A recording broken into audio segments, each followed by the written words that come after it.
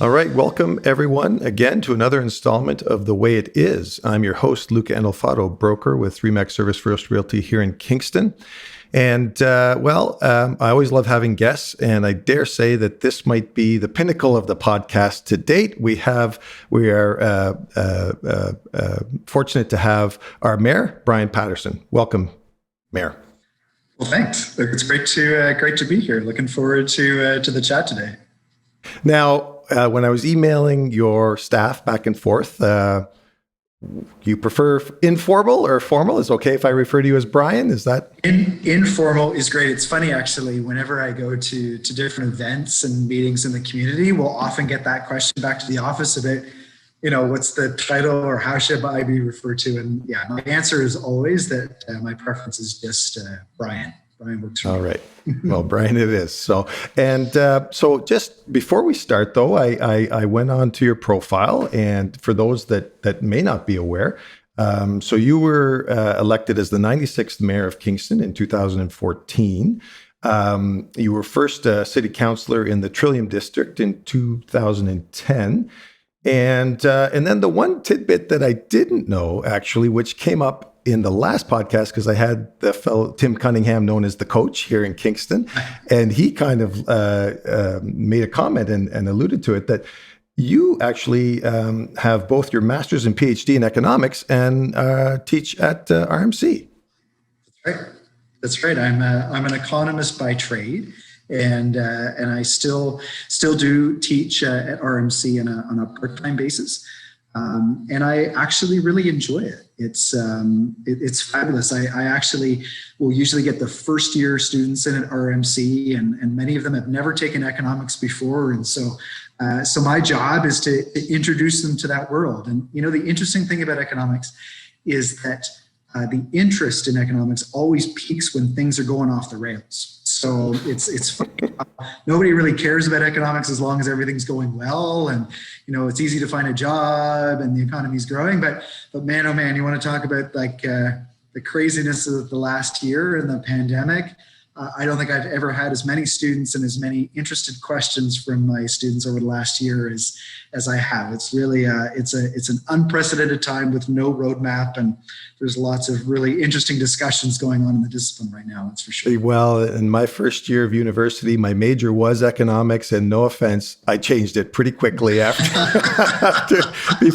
before the first year was over. And partly because I had a calculus course in there, which pretty much was the end of my that road. So I changed directions into political studies, and of course, you can see I'm using that to its fullest extent now. Anyway, but that's awesome. So. Obviously, I started this I started this podcast 31 episodes ago. Can't believe it's that long ago. And of course, we were in the heart of this thing, in the heart of the pandemic. And so everything's been pretty much pandemic centric and focused on all of the fallout from that and the repercussions and everything else. So I guess the first question, of course, that came to my mind, and I'm sure is always on Kingstonians' minds, is that now, as we're definitely trying to, I think, start to see the light at the end of a tunnel here, with vaccination rates improving and case counts going in the right direction. How is Kingston faring, I guess, now, and what's the projections for our recovery, I guess? Yeah, no, for sure. Well, I mean, I think that it's difficult. As challenging as the last year and a half have been, Kingston has very much stood out. I think certainly everywhere, everyone I'm talking to from other parts of the province and even beyond, they talk about Kingston and how well we have fared, relatively speaking. And I think that's a tribute to excellent leadership at public health. And I think it's also, Dr. Moore in particular, and also to the community as a whole. I think we've done a great job managing this. So I would say that here at this point, I think our outlook and prospects are good. Our case number are very low, if anything. I think that what I'm hearing most from the community is, what can we do to accelerate the reopening faster? Because you could argue with the number of cases that we have that we really could be moving faster. And I know that that's a that's been an ongoing conversation. I know for a good chunk of the pandemic, there was a regional approach that was used, which allowed us to, be able to move a little faster and have more things open than the rest of the province. Right now, that's not the case. Will that be the case again? I think it's fair to say that, ultimately we just want to move through these phases of reopening as quickly as possible. I think if certain areas of the province like Toronto or Peel region get stuck and aren't ready to move into the next phase, then I think you're going to see a reheated debate on, letting the rest of the province move ahead. So we'll have to have that conversation. If we'll cross that bridge, I guess, if we get to it. But right now, I think that things are positive. You can see signs in other jurisdictions in North America that life is returning to normal. And, Ontario had a pretty rough stretch there earlier in the spring, but I think that we're in a better place now. So I'm feeling good. Yeah. We're going to have a good summer, and I think we're going to have a really good fall. Well, and I think everybody's buoyed with that same sense of optimism, which I think is good. I know, though, in fact, even today, I'm a CBC junkie, but Peter Uni was on Ontario today in the phone-in show this afternoon, and I know the concern is this Delta variant now that's in our midst, and of course his concern as the chief science officer, I guess, for that panel is opening again too soon, or opening the wrong things too soon, and having that spread. But in terms of if you've got your finger on the pulse of what retail and small business is doing in Kingston, and what that potentially looks like, because I know, as Kingstonians, when everyone says small business and retail, our minds automatically focus on the downtown core, even though we've got, extended commerce out in the West End and the East End of Kingston. But I know it's about storefronts, and it's about, that kind of vibrant downtown core, commerce. So what do you have your finger on the pulse of that, or where we are with that? Oh yeah, no, for sure. I would say, I think we're in a better position than I thought we would be. If you'd asked me a year ago, I would have been quite concerned about the number of businesses that would have been able to stay afloat. And I think that, a combination of, some well-timed government support, but also just some amazing legwork from businesses themselves, just pivoting where needed. And, whether it's pivoting to curbside pickup or takeout, if you're a restaurant, whatever it might be, I think that our business community has done remarkably well. I'm actually incredibly proud of their efforts. And so I see a lot of strength right now, to be honest, more strength than I would have expected. I do think that the downtown core is a little bit more vulnerable. And I say that only because, if you think about the number of people that would commute into work, that number is lower than it would have been pre-pandemic. And I'm honestly not sure to what degree that number will recover. So it may just be a different landscape. And so in that case, the answer to fewer commuters is probably more people living in the vicinity. So you've got a core downtown residents that, can frequent the downtown stores. And then of course you've got the West End residents out where I live, stores out there. And I think that that's got to be your answer. So we're just going to have to adapt to whatever, permanent changes we see in workplace culture, and then make sure that our city planning and our development strategies are such that we've got housing and people living there so that it's sustainable. So that you have a business in the East End or the West End of the downtown, that you've got the commercial core and the customer base that you need to have. So there's still a lot of learning that we have to do. But we're just going to keep talking and communicating and trying to make the best decisions we can based on what we're seeing on the ground. Yeah, no, and I had, oh my gosh, her name's escaping me now, but the chair of the Chamber of Commerce there a couple of podcasts ago. Yes, thank you. Sorry, apologies, Karen, for listening. She had some very optimistic views of small business in Kingston and in all areas of the city, which is encouraging for sure. Well, and I think Kingstonians, owe themselves a pat on the back, because I know in my group of circle and sphere of influence, there's a lot of people that supported small business, in terms of takeout orders or any other kind of local shopping and everything like that. So it's I think that support local campaign that really, it really caught.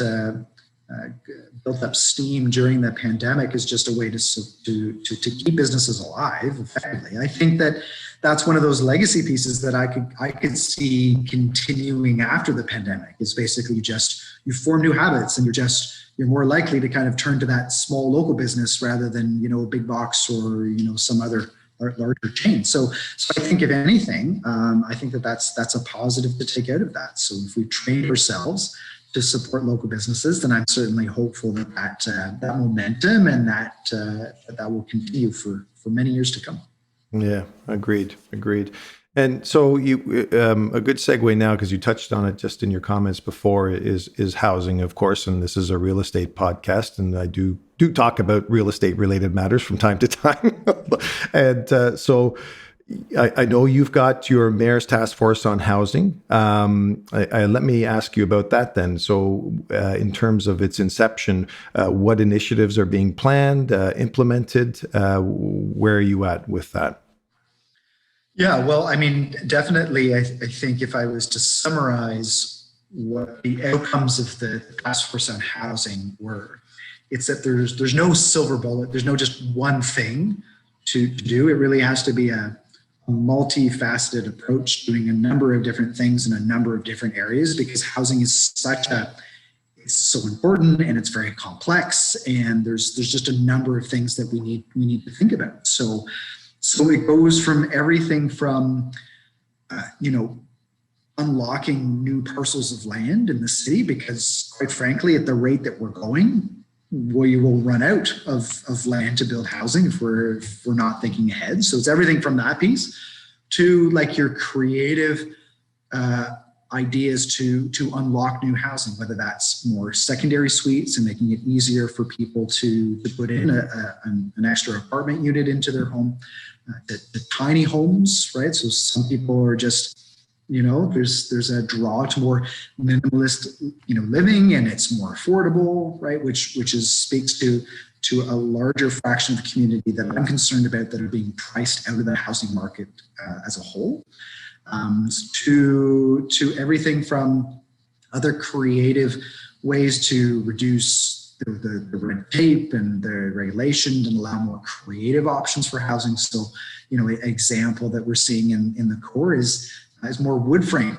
housing and fewer parking requirements. It's amazing how costly it can be to build housing, and the more expensive it is to build the housing, of course, that translates into higher cost and higher rents and higher house prices. So everything we can do to try to reduce those costs, I think, is helpful on the affordability front as well. So I personally think that the demand for housing in Kingston is not going to fall anytime soon. I think I will support that argument. Is that true? Okay. It's like, honestly, I think that the pandemic has created a flight out of the GTA, and the demand is enormous. And so quite frankly, we just have to address supply of housing as best we can, and look at creative affordability options built into that, so that, for your first-time home buyers or people that are just trying to break into the housing market, that they're able to do that. So I think that that's going to be a continued conversation. I think that housing is going to continue to be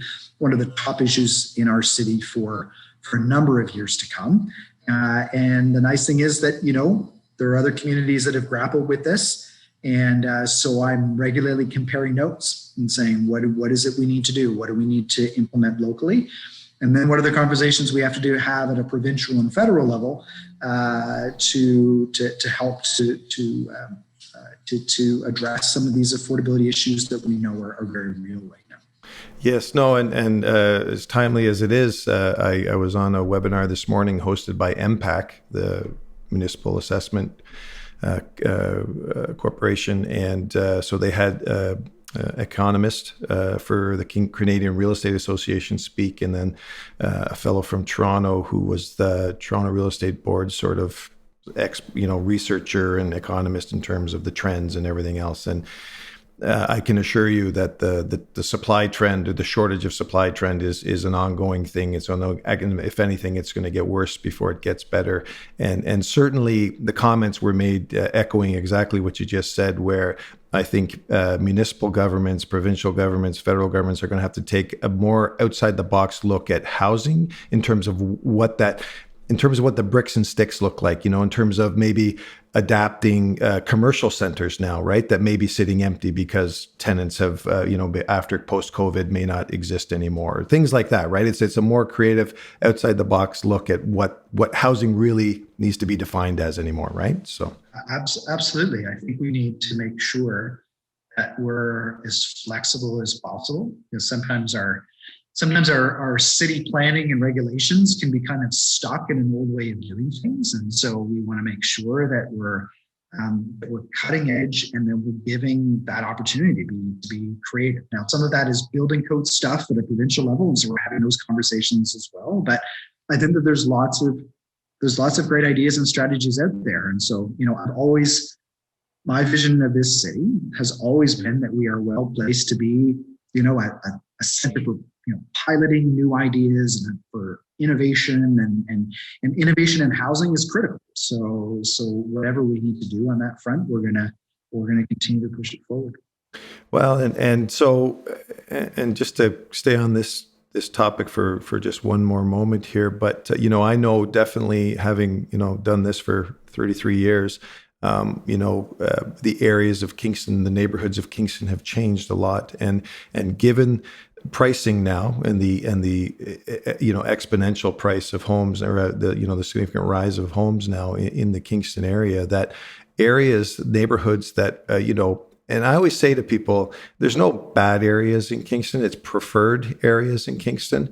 That being said, as the municipality grows and as housing in certain neighborhoods becomes unattainable for certain price points, then people look farther afield into other neighborhoods. And of course, the downside to that, and this is what I'm going to touch on now, is that those in a different socioeconomic demographic, and those that are less privileged or impoverished or whatever, what happens to them? So maybe, tell us in terms of the housing initiatives that are going on in terms of the homelessness problem in Kingston, and what's being done to address that, I guess.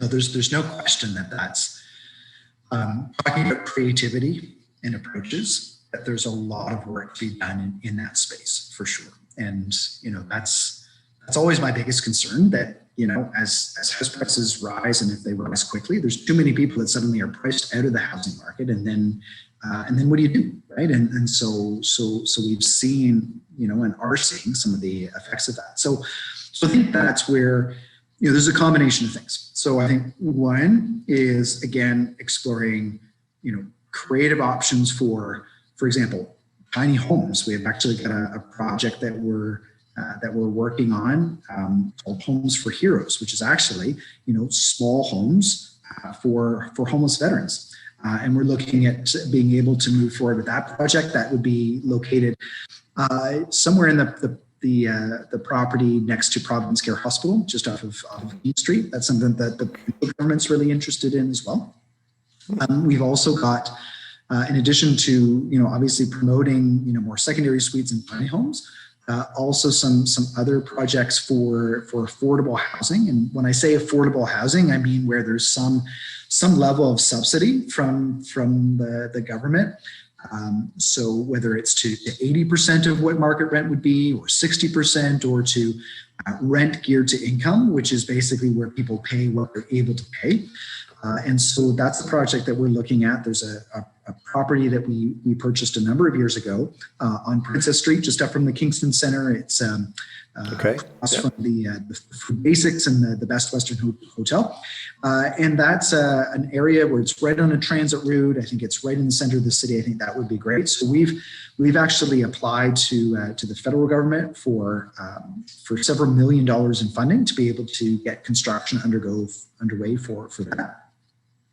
And then I think the other piece that we're working on a lot is what I would call not affordable housing, but supportive housing. And supportive housing is a little bit different because it not only is it giving you a subsidy so you can afford to live there, but also, often there are life challenges that people are dealing with that may have led them to lose their housing in the first place. Whether it's, mental health or addiction issues or family breakdown. I mean, there's all kinds of things that often that people are grappling with. And so as much as we want to find housing for them, we also want to make sure that they have the supports there to be able to help and make sure that they don't go back into a place of homelessness. And so that's what we call, quote unquote, supportive housing, where you've got people that are there, so you've got staff on site to be able to help. And so we're moving forward with that. So in a good example, we've actually partnered with a nonprofit housing provider for Indigenous supportive housing on Union Street, which is down by Queens. We've also purchased another property out in the West End over by the Cataraqui Mall that again could be supportive housing for individuals. And so I think that, kind of to my earlier comment about there's no one silver bullet, you basically need a whole bunch of things happening at the same time. So that's basically our goal. And if we can keep that going, then we'll be able to make good strides in the right direction. Well, that's great, and I'm glad you touched on some of those initiatives. I wouldn't have known about those, so that's awesome to hear. Absolutely. So, because we all benefit from living in this city, and certainly, being in real estate for as long as I have, homelessness is a thing for me in terms of just trying to come to terms with how that can even happen and how to make it better, right? Because no one wants to see anybody in those situations. I don't think ever. So, your profile spoke to making Kingston a smart and leading city, and you touched on it earlier in a comment through innovation. So, I guess take us through. When your first term, and now you're in the midst of your second term, what that's looking like for the city of Kingston, because I know you touched on it briefly in comments you made earlier, where Kingston is poised right now as far as innovation and being a leading city amongst other municipalities in Ontario. Yeah, for sure. So I mean, I think there's a number of different pieces and components to that. I think probably the best way I can summarize it is that in a world that is becoming increasingly global and international, it's keeping Kingston on the radar, because I honestly think that there's a real move to a more international world. And so, for Kingston, even though we're a medium-sized city, a smaller city perhaps, compared with, the Torontos or the Ottawas, but that we have incredible assets here. So it's how do you capitalize on, some of the world-class research that's going on at Queen's, some of the world-class businesses that we have here that do business around the world. So there's different pieces to that. So number one is attracting new businesses in that space. And we've talked about housing, the unprecedented demand for housing, but what's also interesting to see is the unprecedented demand for commercial and industrial space right now. We are quickly running out of space to house new businesses. It's actually probably one of the other things that I'm working on a lot with our staff right now, because I don't want to come to that place where we have to start turning new businesses away. Right. Want to provide new jobs and careers in Kingston. So we're actually working pretty furiously right now to expand business parks and to unlock new areas where businesses can set up shop. And so obviously I think that's a great sign. So that again, I think is that piece to being cutting edge in a leading city and piloting new technologies. And certainly one of the emerging industries we have in Kingston is sustainable manufacturing. So it's all about green technologies and space that, innovation that helps to reduce our carbon footprint. I've always believed you can take the economy and the environment and kind of put them together, that's a sweet spot for us. So that's something that we're working on hard as well. So I think we're going to continue to move on that. And then, as a city, a lot of the work that I do is to enable that. So it's enabling, getting to Kingston. So whether that means better train service, better air service. So there's alternatives to, the soul sucking experience of, the trip on the 401 to get to. Yeah, exactly. One of the nicer ways you can get in and out of Kingston as well. So I think that those are all pieces that help us to move the city forward. Yeah, awesome. That's awesome. Now, we made the news recently, in maybe a more infamous way than we wanted to, but we just dealt with the Sir John A. Situation with the removal of the statue. And then the Limestone District School Board followed lockstep with that, with the agreement to rename École Sir John A. Macdonald in the East End, at least temporarily, if that takes effect at the end of the month, if I'm not mistaken. I guess a couple of questions, and I did listen to you on CBC when this was all going on, and I appreciated the comments you made then. But A, I guess, do you think that's enough? And B, has there been any discussions with now our National Historic Site, the Bellevue House on Centre Street, which is, of course, Sir John A.'s was his residence while he was the first Premier of Canada, or Prime Minister of Canada. So, well, I mean, I think we've come to the conclusion after several years of discussing this issue that scrubbing McDonald's from Kingston isn't really something that I think is a viable route forward. I mean, there's markers all over the city, and I mean, we are his hometown, and so Kingston is a city. We're steeped in Canadian history, so I don't think that the best approach is to try to scrub Canadian history or, ignore it. I mean, I think if anything, the commitment should be to telling the whole story, right? So let's face it, there's good, there's very good, and there's very bad in McDonald's legacy. There's very good and there's very bad in Canadian history as a whole. So, I mean, unless we're going to start purging, from our national history, which I don't think is the right way to go, it's better to have an open and honest discussion about the good and the bad. And, and I've shared this in a number of interviews last week, that when I was growing up, I only ever heard the good, in Canadian history and the good in McDonald's legacy. I didn't know anything about residential schools, when I was growing up. So I think there's a unique opportunity to have that discussion. And even, on a highly challenging and polarizing issue like the statue of McDonald in City Park, where City Council landed was where I would consider to be a middle ground, whereas instead of keeping the statue up on a pedestal or putting it into storage and try to, pretend the statue was never there, then instead we would relocate it. So into a different context, in this case, Cataract Cemetery, itself a National Historic Site, with a story to tell. But it's a place of respectful reflection where, again, you can talk about the good, but also gives us space to explore the missing chapters, which are, some of our local Indigenous history, and then also, those dark chapters of Canadian history. So I think that's the right approach. I really do. And I know it doesn't please everybody, because there's people on both sides of this issue. There's those that, want McDonald completely scrubbed, and you would never see any mention of his name or likeness ever again. And there are others that, want to continue to champion him as the greatest, Kingstonian Canadian ever. And I honestly think that the ground it's in between those two.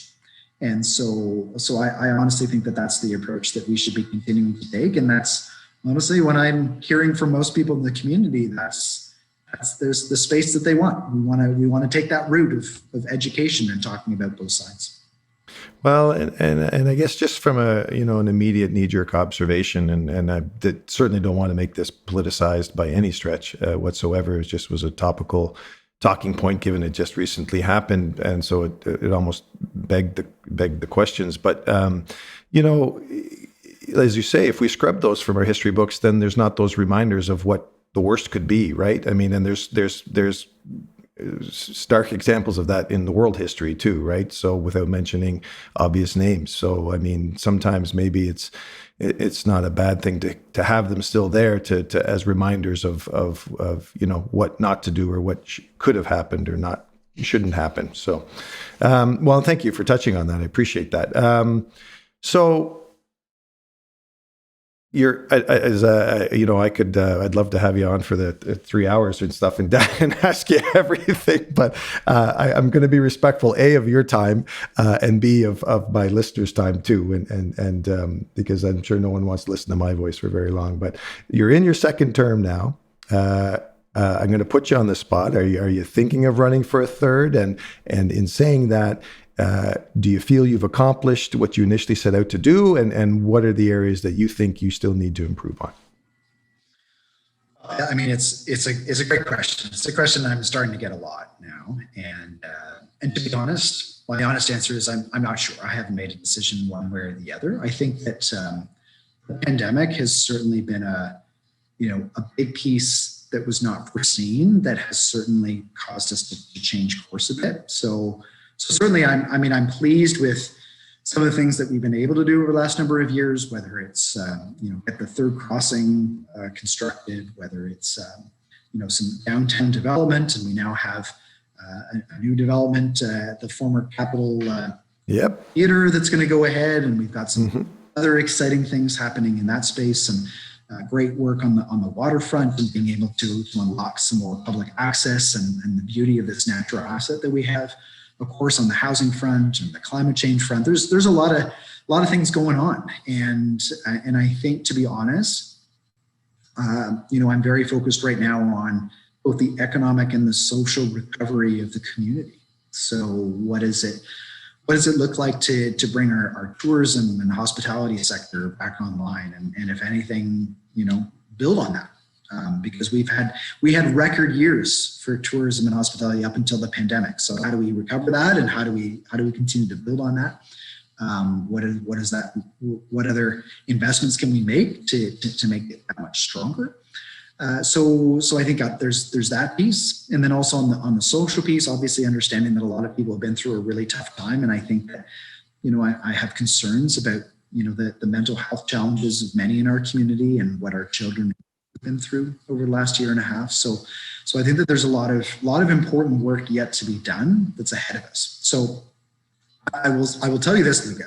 I have never wanted to just sit in the mayor's chair just for the sake of being in the chair. So I think, to be honest, it really will come down to where is the community at, where are we going, and what does that leadership look like? So I think that ultimately is going to be some of the things that I'm going to be thinking about certainly over the summer. Well, and then I appreciate the candor. So, and it's and you're right. You touched on that whole tourism sector, which has been decimated, right? And now we're locked into having to wait for this the Canada-U.S. border to open, which now I've heard has been postponed until July 21st. And we all know, as Kingstonians, we were inundated with our American neighbors and even property owners from the U.S. that owned north in the back lakes here for fishing cabins and all that kind of stuff. So I